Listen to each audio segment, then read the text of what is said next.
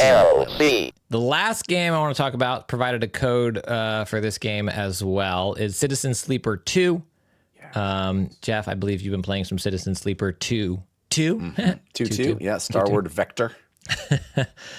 Citizen Sleeper 1, a lot of friends raved about. It was on people's favorite game of the year. It touched them personally and emotionally with the narrative it told.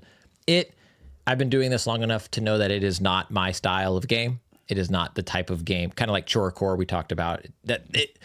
ChoreCore doesn't speak to a lot of people. What Citizen Sleeper 1 delivered wasn't something that I typically crave for my gaming experience. It provided a code for Citizen Sleeper 2. I've spent about an hour with the game.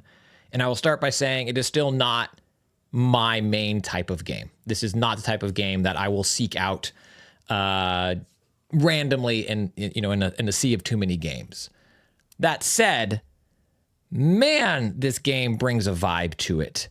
The aesthetic of what the game does, from just the title screen, I talk about in Alan Wake and the Remedy games, how they are just complete packages. That, you go into a new room and it's like, boom, the lake house and all of that stuff.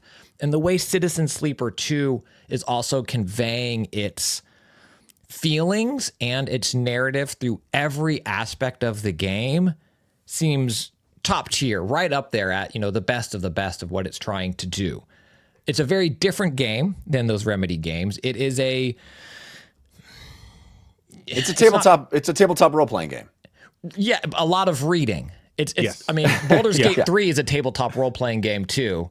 Citizen Sleeper 2 is almost more of a virtual narrative text adventure game, than how Baldur's Gate 3 realizes it. It's a different, I think, emotional pull than the first game. This game so far, again, I've played about an hour. I think it feels more of joining up with your crew. You're pulling in a crew, you're getting onto your ship, you're adventuring out to different stations, you're kind of on the run. The first game, I think, dealt with a lot of feelings of freedom and who are we and identity. And this game so far to me seems to be playing with the notion of who are we as a community? Who are we as a whole? And what does it mean to be a part of that community? Which I think is really interesting. And I've heard, and from what I've seen from this first hour, it seems to be kind of based around a more episodic narrative structure, which I find really fascinating. I love the idea of a game that allows me to get in and dip out when I've done a thing. And what keeps me hooked is learning more about the characters and how they play. Really, really fascinating. Really, really compelling package of a thing. The things that kind of make my anxiety up is the tabletop nature of it. Of you start the day with your set number of die, you roll them. Yeah.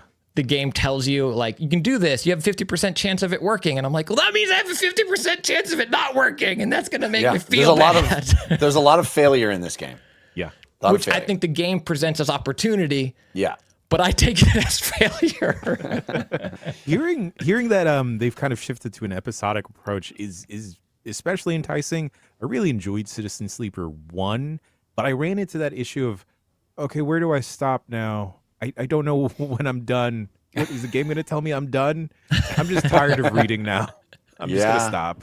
I mean, reading on a computer screen is not ideal. So the reason I have a Kindle in addition to an iPad. I like to read on Paperwhite versus a thing. Yeah, it plays great on Steam Deck, Citizen Sleeper 2. I think we're going to talk about this more next week.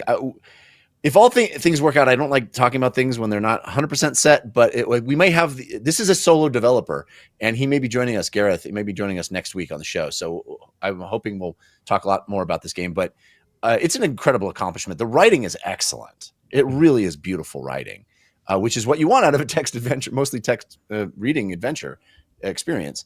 If you liked Citizen Sleeper 1, you were going to love this one.